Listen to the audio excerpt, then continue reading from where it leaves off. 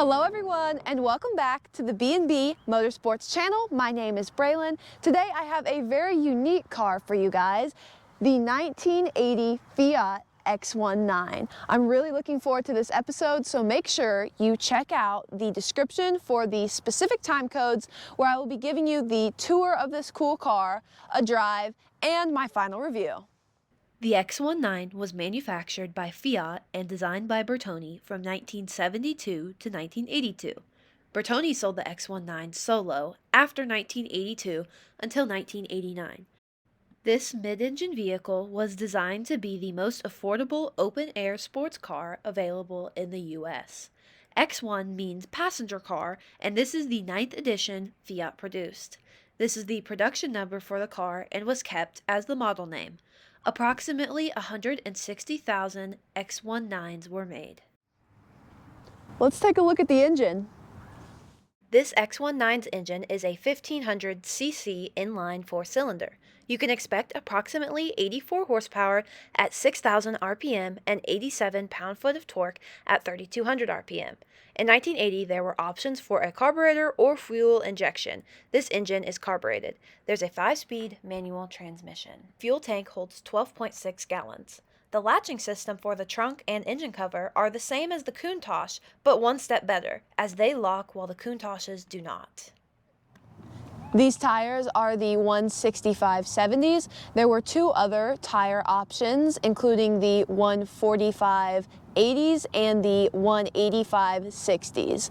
These are all on 13-inch rims. The door handles are identical to a Ferrari from that time. And this is one of my favorite quirky clips that I just had to include for you all. These unique little cars are just getting more and more rare as time goes on. Based on last track statistics from 2018, there were just over 1,000 legally plated X19s in the United States. Here's a view of the front storage, currently securing the top. All I'm good for is putting the top on. That's a bummer. Alright, so let's talk about some pros to this car.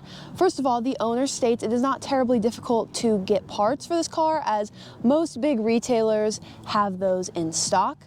Second of all, this is a super quirky car, and I'm really enjoying how it's garnering so much interest just from the public out here.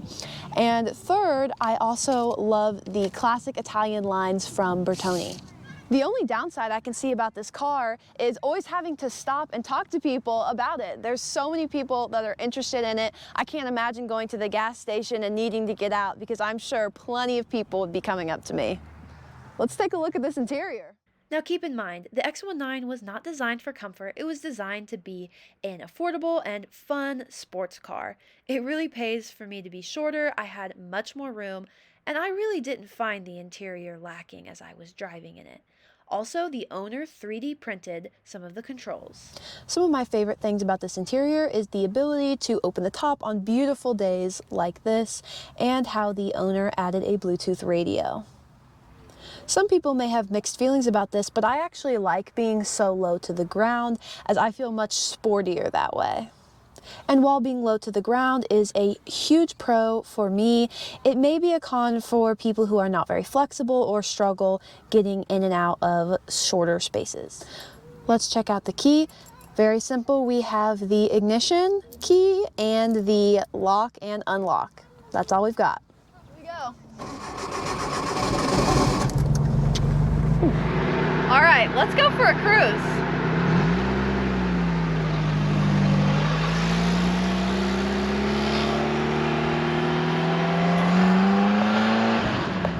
Well, I can definitely say I feel like I'm in a go-kart.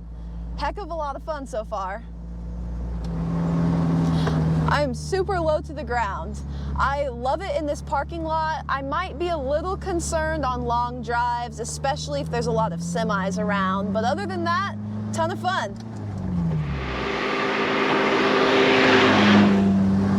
You guys know that I am a manual girl through and through, so I am loving this 5-speed.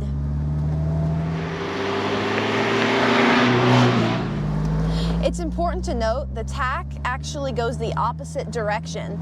Tripped me out at first.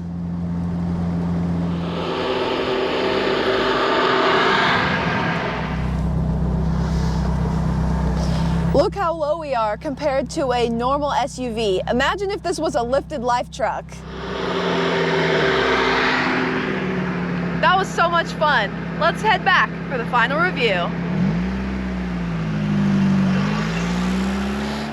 You've made it to the final review. This X19 performs quite well. It is very responsive, and my favorite part of the car is the manual transmission. The sharp Italian lines are a classic aesthetic. We weren't left alone the entire time we were filming. The Bertoni group did an amazing job designing the X19.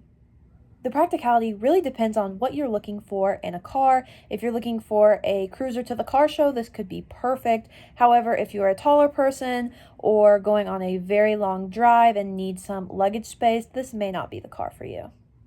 You all saw the minimalistic interior, so if you crave your creature comforts, this may not be the car for you. Now, the fun factor is in a totally different story. Taking the top down and shifting through the gears, you really can't ask for anything better on a summer day. My experience was such a blast. I greatly enjoyed driving this X19. I have never driven anything like it. Thank you so much to Chet again. I really appreciate you. Make sure you guys like, comment, and subscribe down below. I would greatly appreciate it. I hope you all enjoyed the review of this really unique and fun little car. Come back next week for the next Motorsports Monday. Coming soon, I have all kinds of exciting things for you guys, including some classics such as a '67 Cougar and some newer muscle as well.